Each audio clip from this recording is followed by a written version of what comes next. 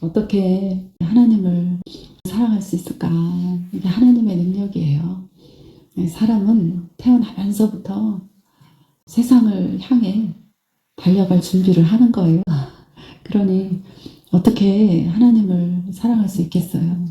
근데 하나님이 사랑을 먼저 시작하셨기 때문에 사랑이 되어져요. 이 사람이 할 수 있는 게 아니에요. 사람의 능력이 아니에요.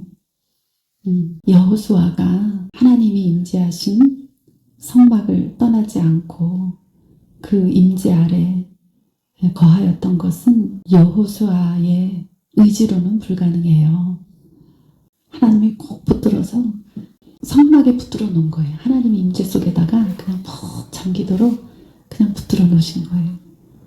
사람은 어떤 선한 거를 작정해도 작심삼일 대부분 못해요. 그런데 하나님이 펄하게 택하시고 부르시고 기름 부으셔서 펄하게 이끌고 가는 사람이 있는 거예요. 모세가 그랬고 여호수아가 그랬고 이 시대에도 특별한 교회가 있고 특별한 목자가 있어요. 자기가 하려고 아무리 발버둥 쳐도 안 돼요. 할 수가 없어. 그런데 하나님 앞에 꼭 붙들려서 어쩔 수 없이 사랑이 돼요. 네, 되는 거예요. 되어져요. 안 된다고 발버둥 칠 것도 없고 된다고 자랑할 것도 없고 그냥 하나님과 나와의 관계예요. 그 관계 안에서 자연스럽게 물이 흘러가듯이 그냥 되어지는 거예요. 하나님 앞에 꼭 붙들렸을 때 여호수아가 아무것도 아니었잖아요. 종이었잖아요. 몸종. 아무것도 아니에요. 그런데 하나님이 꼭 붙들고 안 놓으면 별 수 없어. 그냥 요단강 건너가고 가나안 들어가서 정복하고 막 땅 분배를 하고 받고 막 이렇게 되는 거예요. 하나님의 은혜가 너무 감사해서 그 위대한 사랑이 너무 커서 그 감격에 어찌 할 바를 모르겠어요. 하나님은 참 위대한 사랑을 시작하신 거예요. 십자가 예수 그리스도 이렇게 생각하시고 그리고 한국교회는 무덤과 부활에 대해서 많이 설교하지 않습니다. 그래서 성도들이 그닥 깨닫고 있지 못해요. 그 예수 그리스도의 십자가라는 부분은 얼마나 큰 능력이 있는가. 죄를 다 지고 가신 그 십자가의 위대한 놀라운 능력은 어디에 있는가. 죄를 사했다는데 뒤돌아서면 죄 짓고 이 생각 저 생각 세상으로 달려가는데 도대체 죄를 사했다는데 그게 뭔가 어떻게 된 일인가 나는 무슨 상관이 있는가 늘 그랬잖아요. 근데 성경을 알면 이해하시면 알 수 있어요. 큰 감동으로 마음판에 새길 수 있어요. 죄를 사했다. 죄가 없어졌다. 이 말은요. 죽음에서 살리신 거예요. 사망에서 생명으로 옮기신 거예요. 구약의 성경을 보면 하나님 앞에 나가면 바로 그냥 죽어버립니다. 사람이. 하나님 앞에 나갈 수 있는 사람이 없어요. 그냥 죽여버려요. 하나님이 죽이려고 죽이시는 게 아니라 하나님과 인간의 너무나 다른 상태 때문에 그냥 죽어버리는 거예요. 그냥 죽게 돼 있는 거예요. 질서가. 거룩과 정결과 깨끗함 그 생명의 반대편에 있는 것은 그냥 죽어버리는 거예요. 근데 구약에서 유일하게 모세를 만나주시고 모세가 하나님 앞에서 죽지 않은 사람이잖아요. 그리고 백성들은 하나님 말씀하시잖아요. 가까이 오지 마. 내가 너희들을 다 죽여버릴까봐 염려되니까 나오지 마. 여기까지. 모세만 산에 올라가서 하나님의 영광스러운 임재 가운데 들어가고 백성들은 그 바깥에 산 밑에 그 경계를 정한 데까지만 가는 거예요. 그럼 올라가서 조금이라도 하나님의 영광의 그림자를 밟으면 죽어버리는 거예요. 네, 가까이 갈 수가 없어요. 그런데 십자가가 어떤 역할을 하는 것이냐. 하나님이 임재하셔도 예수 그리스도의 중보로 예수 그리스도의 피로 죽지 않을 수 있는 거예요. 참 위대한 사랑이죠. 하나님은 어디 임재하시나요? 시내산에 임재하셨잖아요. 모세 만날 때 이스라엘 백성을 만날 때 시내산에서 만났단 말이죠. 그런데 또 어디서 만났나요? 모세에게 성막을 지어라. 그런데 굉장히 복잡합니다. 정확한 규격을 맞춰서 정확한 재료를 가지고 성막을 지어야 돼. 말씀대로만 지어야 돼. 성막을 왜 짓는 게 그렇게 중요한가요? 성막 성막이 말씀대로 지어졌을 때 하나님이 거하십니다. 그 성막은 무엇을 나타내 주는 거냐면요, 신약의 성도들에게 몸된 성전이 되는 규격, 그것을 말하고 있는 거예요. 광야에 성막이 처음 지어졌어요. 말씀대로 정확하게 지켜서 성막이 세워졌어요. 그러고 나서 제일 먼저 뭐 하나요? 제사 지내는 거예요. 성막을 짓고 이스라엘 백성이 제사를 지내니까 하나님의 불이 임재해서 내가 살아있다, 내가 왔다, 이런 거를 보여주신 게 아니에요. 인간이 무엇을 해서 하나님이 오시는 것이 아니에요. 하나님이 이미 계획하신 거예요.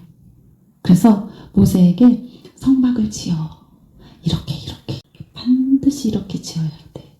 이런 모양, 이런 모습으로, 이런 재료를 써서 만들어. 그러니까 신약의 성도들이 말씀만 들어가지고 다 성전이래잖아, 다 제사장이라잖아, 다 선지자라잖아, 다 됐어, 다 이루어졌어, 이렇게만 알면 큰일 나는 거예요. 성막은요, 한치의 오차도 없이 지어지는 거예요. 반드시 하나님이 말씀하신 대로 그 성전이 지어지고, 이제 하나님이 제사를 받기 위해서, 백성이 하나님께 제사를 지내기 위해서 가장 필요한 게 무엇이냐? 제사장이 세워져야 됩니다. 성전을 지었으면 제사장을 세우는 거야. 제사장이 그 하나님께 드리는 제사를 주관하는 거예요. 그러니까 중재자의 역할을 하는 거죠. 어떤 중재자냐? 하나님의 임재 앞에서 다 죽어버릴 수밖에 없는 이스라엘 백성을 하나님과 중재자의 역할을 감당해서 죽지 않도록, 죄를 사함을 받도록 제사를 주관해서 드리는 그 제사장이 필요한 거예요. 근데 제사장은 모세가 아니야, 아론이야. 모세는 그 이스라엘 백성 앞에서 어떤 역할이냐? 하나님같이 되었다. 이스라엘 백성 앞에서 모세는 하나님 같은 존재예요. 그래서 하나님이 말씀하시는 대로 하는 거예요. 모세가 어떻게 하느냐? 아론과 그 아들들을 데려와. 아론이 모세가 시키는 대로 아론과 아들들을 데려오니까 하나님이 그들을 이제 제사장으로 세우시는 거예요. 모세에게 일일이 제사장은 어떠해야 한다, 제사장으로 세울 때 어떻게 해야 된다, 일일이 말씀하세요. 그러니까 모세는 또 하나님의 말씀을 듣고 정확하게 지킵니다. 굉장히 놀라운 것은요, 성막을, 우리 생각에 성막을 지었잖아, 어렵게 지었어, 하라는 대로 막 철저하게 잘 지켜서 성막을 지었어. 그럼 제사 지내야 돼. 그러면 수만 명이 성막 안에 가서 제사를 지내야 될 것 같잖아요. 근데 그렇지 않습니다. 제사장을 세웁니다. 그리고 제사장들의 제사를 먼저 받으십니다. 이게 말씀이에요. 왜 그랬을까? 그 성막을 지어놓고 이스라엘 백성들에게 나는 너의 하나님이 되고 너희는 나의 백성이 될 것이다, 이렇게 광야에서 출애굽을 시켜서 광야까지 와서 성막 안에 봉헌을 하고 제사를 지는데 백성은 아니야, 아직. 첫 번째 제사장을 세우는 거예요. 제사장을 세울 때 제사장이 어떠해야 된다라는 항목이 탁 나옵니다. 그게 왜 그렇게 중요하냐? 제사장도 사람이잖아요. 아론도 사람이잖아요. 그 아들들도 사람이잖아요. 그러니까 너나 나나 다 죄가 있잖아. 그럼 첫 번째 제사장이 죄가 없어요. 근데 죄가 다 있잖아. 그러니까 자기 죄를 먼저 해결하는 제사를 받으시는 거예요. 그래서 제사장들이 죄가 없을 때에 중재자의 역할을 감당할 수 있는 거예요. 그래서 제사장이 바르게 세워지면 그때부터 이제 백성들 들어와. 너희 죄 이제 하나님께 제사하면서 해결해야 돼. 이렇게 되는 거예요. 그러면 이 시대의 교회도 마찬가지입니다. 제사장들의 죄가 먼저 사해진 교회가 아니면 어떤 백성도 그 죄가 사해지지 않습니다. 제사장의 죄가 하나님 앞에서 사함을 받지 못하고 하나님과의 죄의 담이 허물어지지 않고 관계가 회복되지 못하고 아무리 공부 많이 하고 아무리 인사 많고 아무리 능력 많아도 그것은 하나님의 임재가 아닙니다. 은사는 기능입니다. 공부 잘하는 사람 있고요, 달리기 잘하는 사람 있고 다 달라요. 하나님 앞에서 쓰임받는 한 방편일 뿐이지 기능적인 것이지 그것이 하나님의 임재와 직접적인 관련이 없습니다.